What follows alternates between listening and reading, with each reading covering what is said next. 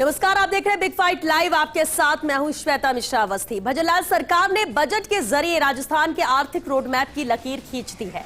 350 billion dollar की लकीर से राजस्थान की तकदीर चमकाने का लक्ष्य 2047 तक रखा है। अपने पहले भी बजट में भजनलाल सरकार ने यह बता दिया है कि राजस्थान को विकसित बनाना है और इसके लिए डबल इंजन की सरकार सुनियोजित विकास के लिए कटिबद्ध है। पहले बजट भाषण और फिर बजट पर रिप्लाई देकर डिप्टी सीएम दिया कुमारी ने सरकार की मंशा जाहिर कर दी है। रिप्लाई भाषण में दिया कुमारी शायराना अंदाज में विपक्ष पर कटाक्ष भी करते हुए नजर आई और सुशासन का संकल्प भी लिया। यह भी बता दिया कि पीएम मोदी की तरह मुख्यमंत्री भजनलाल शर्मा भी जिस परियोजना का शिलान्यास करेंगे उसका उद्घाटन भी करेंगे। यानी इरादे साफ है, अब ना तो लटकाने का काम होगा और ना ही मुद्दों से भटकाने का काम। विकसित राजस्थान बनाने के लिए दिया कुमारी ने विपक्ष का भी साथ मांगा और आज बात इसी मुद्दे पर कि सुनियोजित विकास के साथ राजस्थान को विकसित राजस्थान बनाने का लक्ष्य 2047 तक पूरा होगा और क्या विपक्ष का भी इसमें सहयोग मिलेगा।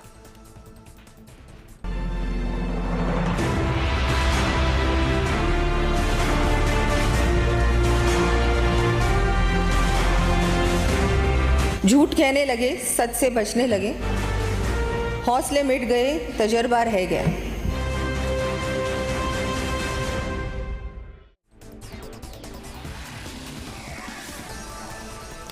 विकास का विजन। चले इस खास मुद्दे पर चर्चा के लिए खास मेहमान हमारे साथ जुड़ चुके हैं। सबसे पहले उनसे रूबरू करा देते हैं आपको। हमारे साथ आशीष चतुर्वेदी जी, प्रवक्ता है बीजेपी से, बहुत स्वागत है आशीष जी आपका। राजेंद्र जी भी हमारे साथ है, प्रवक्ता कांग्रेस से, राजेंद्र मेघवाल जी, बहुत स्वागत है राजेंद्र जी आपका। हमारे साथ प्रोफेसर एन टी माथुर जी भी है, अर्थशास्त्री हैं, हमारे साथ जुड़े चर्चा में, और राजनीतिक विश्लेषक एकलव्य सिंह जी भी मौजूद हैं। बहुत स्वागत है आप सभी का, क्योंकि बेहद अहम मुद्दा है।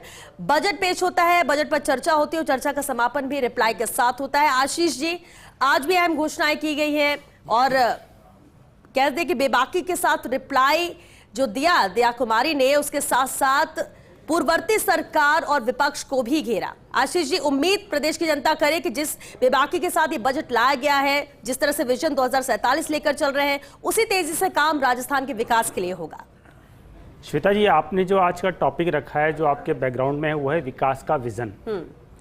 और हम कई दिनों से इस बजट को लेकर के चर्चा कर रहे हैं। आप भी लोगों से फीडबैक ले रहे हैं, जो इंडस्ट्रियलिस्ट हैं उनसे बात कर रहे हैं, जो आम जनता है उनसे आप फीडबैक ले रहे हैं, और सब ये मान रहे हैं कि ये बहुत ही ऐतिहासिक बजट है जिसमें एक लॉन्ग टर्म का विजन है। और ऐसा बजट राजस्थान की राजनीति पिछले कई सालों से नहीं आया है, जिसमें सरकार ने बनते से ही अपने 5 साल का विजन क्लियर किया कि हम 5 साल में क्या क्या काम करेंगे। चाहे पेयजल की बात हो, चाहे ऊर्जा की बात हो, चाहे रोजगार की बात हो, चाहे सड़क की बात हो, चाहे पर्यटन की बात हो, चाहे उद्योग की बात हो, चाहे सामाजिक कल्याण की बात हो, चाहे चिकित्सा की बात हो, चाहे शिक्षा की बात हो। तो बहुत क्लियरिटी से सरकार ने अपने विजन को रख दिया है। और अगर आप कांग्रेस का पक्ष भी सुनने की कोशिश करेंगे श्वेता जी, तो कांग्रेस बार बार ये कह रही है कि भी आपने घोषणाएं बहुत की है, लेकिन आप उसको धरातल पर कैसे उतारेंगे, जो इनका पॉइंट आता है। तो श्वेता जी, जिसकी जैसी भावना होती है ना, उसको वैसा ही दिखाई देता है। जिसकी जैसी दृष्टि होती है, उसको सृष्टि उसी रूप में दिखाई देती है। अगर हम बात करें तो कांग्रेस की जो सरकार रही, उसने जिस तरह से घोषणाएं की और जिस तरह से वो धरातल पर नहीं उतरी, तो इनको ऐसा लग रहा है कि सरकार घोषणा कर रही है। जब हम कह रहे हैं कि हम जो घोषणा कर रहे हैं, हमारे पास 5 साल का समय है, आपके मुख्यमंत्री ने तो 6 महीने पहले भी घोषणा की थी। मतलब ये लॉन्ग टर्म विजन आपने नहीं दिया, लेकिन हम दे रहे हैं। अरे भाई, ये प्रश्न करने का समय आएगा आपका जब हमारा कार्यकाल जो है पूरा होने की ओर होगा, तब आप हमसे प्रश्न कीजिए कि हमने इतनी नौकरियों की घोषणा की थी, हमने सड़क इंफ्रास्ट्रक्चर में ये बात की थी, हमने पेयजल में ये बात की थी। आप अभी से संशय पैदा कर रहे हैं। उसका कारण है कि इनकी जाकी रही भावना जैसी उसको प्रभु मुहूर्त देखी तिन देखी स्थिति है इनकी। श्वेता जी। राजेंद्र जी क्या कहेंगे, क्योंकि टीकाराम जूली हो या पीसीसी चीफ गोविंद सिंह डोटासरा, कई सवाल भी उन्होंने खड़े किए और ये कहना है कि बार बार से पूर्ववर्ती सरकार और उनके काम की बात करती रहती है मौजूदा सरकार। भरोसा नहीं क्या विपक्ष को कि जो बजट लाया गया है, जिसकी तारीफ हो रही है, हर वर्ग का कहा जा रहा है, इसे ये काम होगा उस लिहाज से। जय संविधान। देखिए श्वेता जी, जहां तक इस सरकार की बात है, तो निश्चित रूप से हमारे नेता माननीय गोविंद सिंह जी डोटासरा, जो कि प्रदेश अध्यक्ष भी हैं, और नेता प्रतिपक्ष श्रीमान टीकाराम जी जूली, उन्होंने कल और आज के अंदर जो तमाम सवाल इस बजट के ऊपर उठाए, उन सवालों के किसी का भी जवाब नहीं है। सबसे महत्वपूर्ण सवाल जो उन्होंने उठाया कि आपने इतनी बड़ी बड़ी घोषणाएं कर दी, लेकिन आपने उनके लिए कितना मतलब एलोकेशन किया है, बजट प्रावधान क्या किया, उसके ऊपर उनका कोई जवाब नहीं आया। और सबसे महत्वपूर्ण जो चीज होती है, हमारी जो तमाम प्राथमिकताएं होती है, गरीबी जो कि पॉवर्टी जिसको हम कहते हैं, उसको इन्होंने 9वें पायदान पे रखा है, और सुशासन जिसको गुड गवर्नेंस कहते हैं उसको 10वें पायदान पे रखा है। राजस्थान के अंदर और खासकर भरतपुर संभाग के अंदर जो लॉ एंड ऑर्डर की स्थिति है वो अपने आप में सबसे ज्यादा चिंताजनक है। और सरकार ने खुद इस बजट के दौरान ही, चर्चा के दौरान माना कि मतलब ये घटनाएं बहुत तेजी से बढ़ी है और संख्या बहुत ज्यादा है। और सबसे महत्वपूर्ण बात है कि जो राजकोषीय घाटा है वो पहली बार देश मतलब प्रदेश की मतलब लोकतांत्रिक सरकारें बनने के बाद पहली दफा 70,000 करोड़ से अधिक का राजकोषीय घाटा इन्होंने लगाया, जबकि अभी तक उस प्रावधानों पे उल्लेख भी नहीं हुआ है कि ये जब योजनाएं पूरी होगी या बजट का समय खत्म होगा तब तक ये कहां तक जाके रुकता है। तो यहां पर इस सरकार का न तो कोई विजन है और ना ही कोई दिशा है, ना कोई दशा है। ये सिर्फ और सिर्फ आंकड़ों के अंदर इन्होंने की है। और सबसे महत्वपूर्ण बात और हास्यास्पद तो ये लगता है, अभी केंद्र सरकार का बजट आया नहीं है, उसके बावजूद भी ये हवा-हवाई बातें कर रहे हैं। तो इनके पास में न तो कुछ बताने के लिए, इनके पास में आय के साधन भी पता नहीं है इनको, क्योंकि राजस्थान के पास में जैसे अपन देखेंगे तो वैट और आपका स्टाम्प ड्यूटी और आबकारी के अलावा कोई भी आय का स्रोत नहीं है। उसके बाद में केंद्र सरकार से जो पैसा मिला उसका पता ही नहीं है, और इतनी बड़ी बड़ी घोषणाएं कर दी। तो यहां पर धरातल पे रह के बात यानी आपको डाउट है कि जो घोषणाएं की गई पूरी कैसे होगी?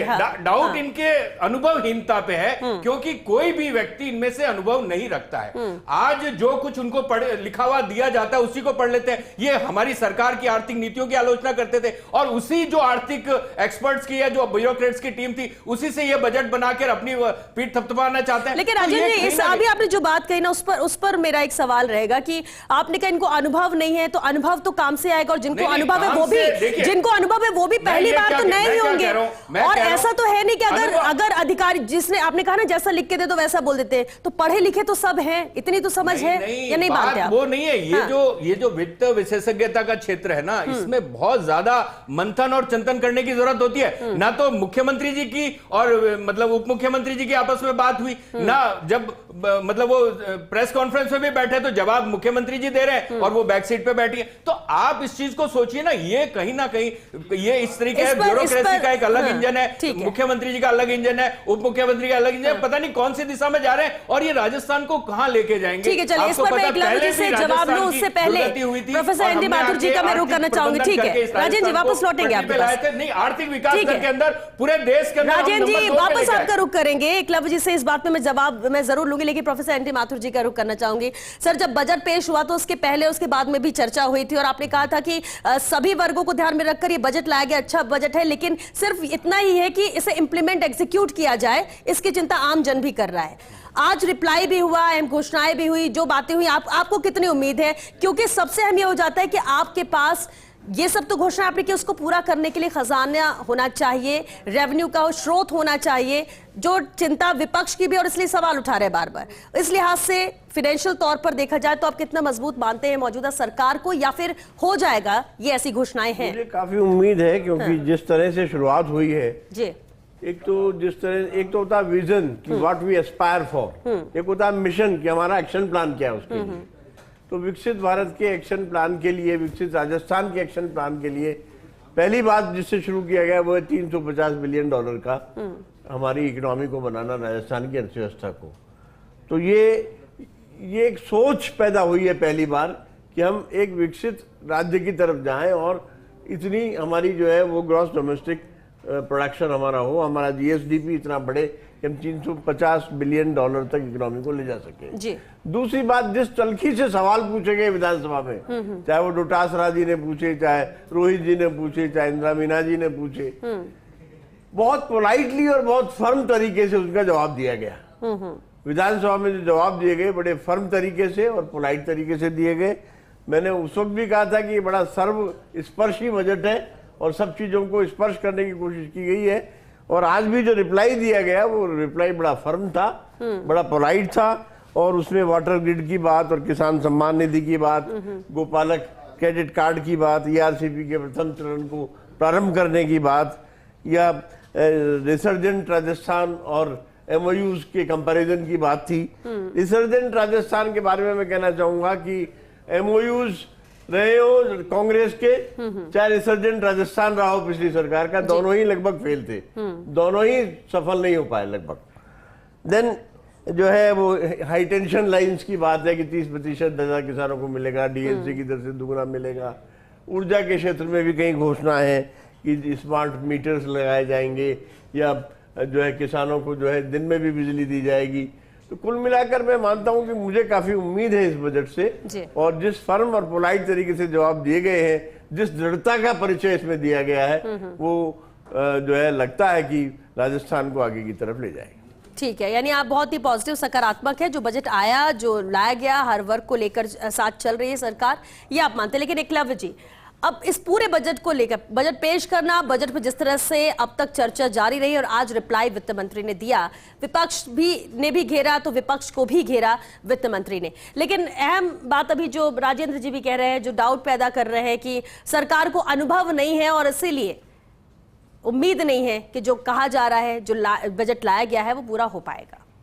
देखिए श्वेता जी, सबसे पहले तो मैं समझता हूँ कि जितना भी मैंने इस बजट को पढ़ा है, ये एक संयमित बजट है। और ये हमारे देश का दुर्भाग्य है कि सिर्फ राजस्थान में ही नहीं बट केंद्र में भी और अन्य राज्यों में भी बहुत पहले से जो बजट होते हैं, जब बजट पेश किए जाते हैं तो उनका राजनीतिकरण होते रहता है। ये बड़ा आवश्यक है कि, और राजनीतिकरण तो खैर राजनीतिज्ञों का ये तो उनका मतलब धर्म है एक तरह से उसका राजनीतिकरण करना, परंतु एक अच्छी चर्चा पॉइंट बाय पॉइंट, जैसे जो अलग अलग सेक्टर्स के लिए जो फंड्स एलोकेट किए गए हैं, कहाँ किए गए कहाँ नहीं किए गए, उनमें अगर पॉइंट टू पॉइंट रिबटल होके और या फिर क्या इम्प्रूवमेंट हो सकते हैं, अगर वैसी सकारात्मक चर्चा हो तो वो तो जनता को देखने को मिलती नहीं है।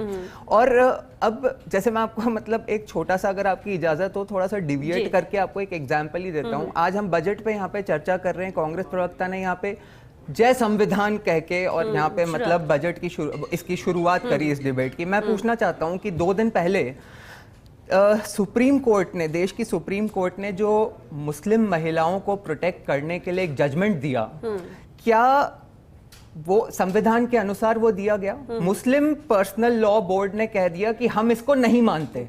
तो अब जय संविधान करने वाले क्या ये बता सकते हैं कि वो संविधान के साथ हैं या मुस्लिम पर्सनल लॉ बोर्ड के साथ हैं? तो ऐसा है कि हर इशू का अगर राजनीतिकरण होते रहेगा और अगर सकारात्मक चर्चा नहीं होगी तो दुर्भाग्य यही होता है कि जनता तक ना तो बजट के ऑब्जेक्टिव्स ठीक से पहुंच पाते हैं, और अल्टीमेटली हर इलेक्शन में इट बॉइल्स डाउन टू कि किसने क्या फ्रीबीज दिए, किसने किस तरह का, किस कास्ट को क्या दिया, किस धर्म के लोगों को क्या दिया।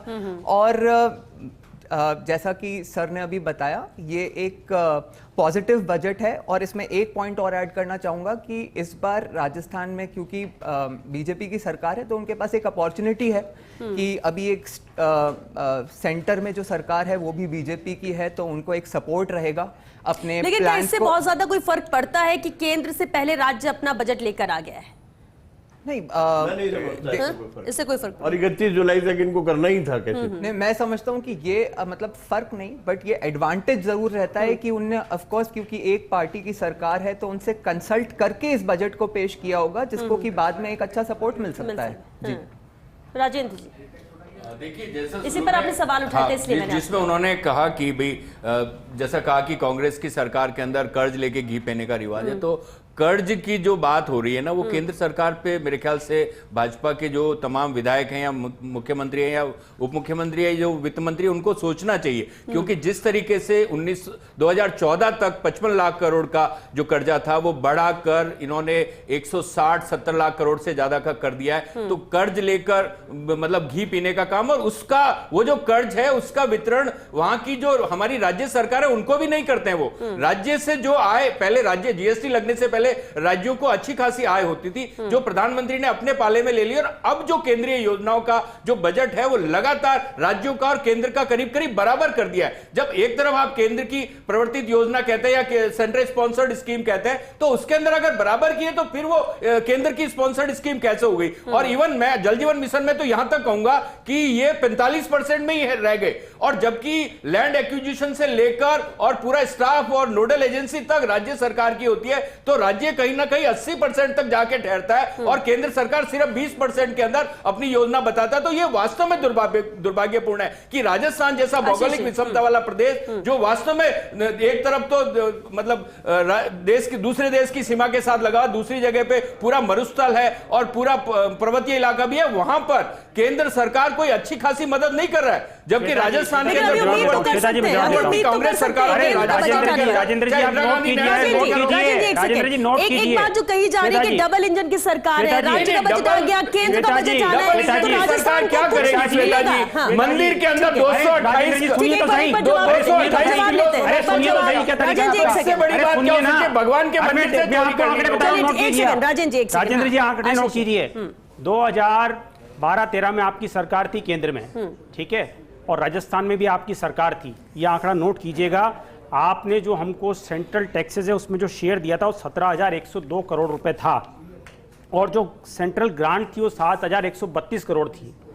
2023-24 में जब आपकी सरकार थी यहाँ पे और केंद्र में हमारी सरकार थी, हमने राजस्थान को 61,552 करोड़ रुपए दिए सेंट्रल टैक्सेस का शेयर, और जो सेंट्रल ग्रांट दिया वो 33,981 करोड़ दिया, जो आपकी सरकार से 5 गुना है। अरे 5 गुना है, मैं डेटा बता रहा हूँ, मैं डेटा बता रहा हूँ, आप खंडन करो उसका। अरे सुनने का साहस रखिए, मैं आपको कह रहा हूँ 5 साल तक आपने केंद्र की योजना में राज्य का खंडन कीजिए, मैं डेटा दे रहा हूँ आपको। 76,000 करोड़ रुपया काटा था। अरे मैं डेटा दे रहा हूँ, सुनने का साहस नहीं है आपने। अब तो केंद्र की सरकार जीएसटी के आंकड़े तक जारी नहीं करती, जीएसटी के आंकड़े तक जारी नहीं करती। श्वेता जी दूसरी बात, श्वेता जी एक मिनट, श्वेता जी मेरी बात कंप्लीट नहीं है। वॉइस रेज करने की जगह तथ्य की बात कर रही है। एक मिनट, श्वेता जी दूसरी बात ये अनुभव की कर रहे थे।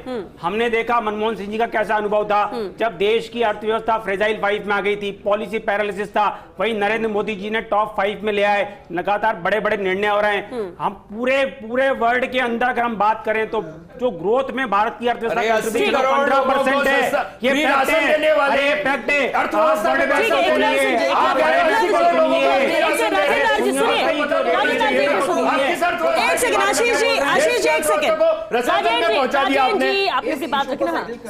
एक बहुत ही सिंपल फैक्ट दे देता हूँ। जब से मोदी जी आए हैं सरकार में, उनकी जो सरकार, उनके नेतृत्व में जो सरकार रही है, आज तक उन्होंने सबसे ज्यादा फंड्स कौन से स्टेट को दिए हैं?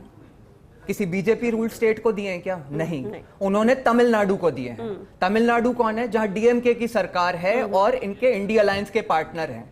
तो इससे ये तो क्लियरली सिद्ध है कि ये फेवरेटिज्म से नहीं, अलग अलग राज्यों की जो परिस्थितियां होती हैं उसके हिसाब से केंद्र सरकार अपनी पॉलिसी और अपनी स्ट्रैटेजी बना के राज्यों को फंड्स एलोकेट करती है।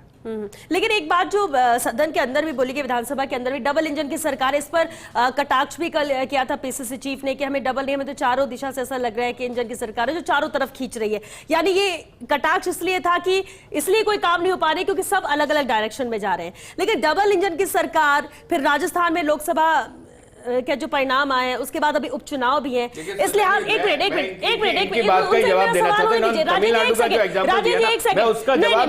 भी उनसे सवाल कर रही हूँ, आप कैसे जवाब दे रहे हैं? मैं सवाल कर रही हूँ, आप इसके बाद करिए। एकलव्य जी, इसी को लेकर है कि जब इस तरह की बातें कही जा रही हैं और ऐसे में राजस्थान प्रायोरिटी में सरकार के नहीं रहेगा, ऐसे कैसे यहाँ की जनता उम्मीद ना करे? मैम देखिए, कटाक्ष का तो ये है कि अगेन मैं यही कहूंगा कि जब इस तरह के कटाक्ष किए जाते हैं तो उसके साथ फैक्ट्स भी देने चाहिए, फिगर्स भी देने चाहिए कि जिन कामों की बात करी जा रही है कि हर काम ही अलग अलग डायरेक्शन में जा रहा है और कुछ हो नहीं पा रहा, तो बताना चाहिए ना कि क्या काम नहीं हुआ, वो किस तरह से होना चाहिए था, क्या उसमें, एक सेकंड सर, क्या उसमें इंप्रूवमेंट हो सकता था।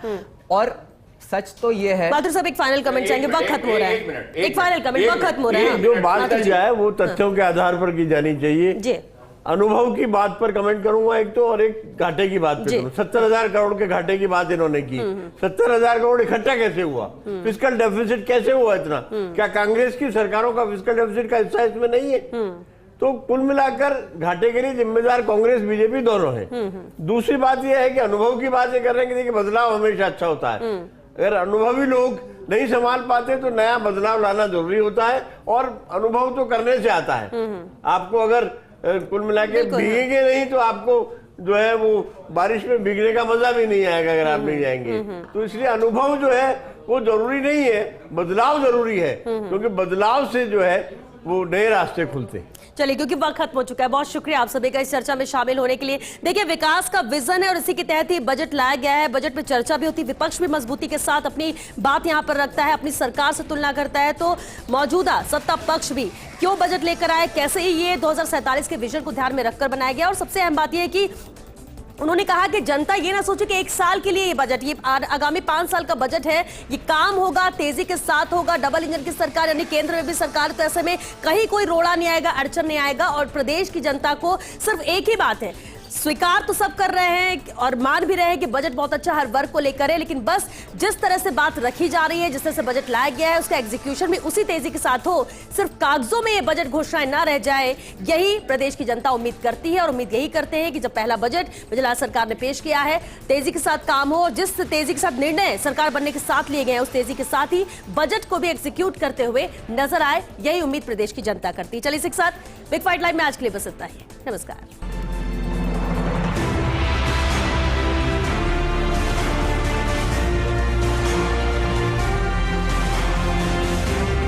झूठ कहने लगे, सच से बचने लगे, हौसले मिट गए, तजर्बा रह गया।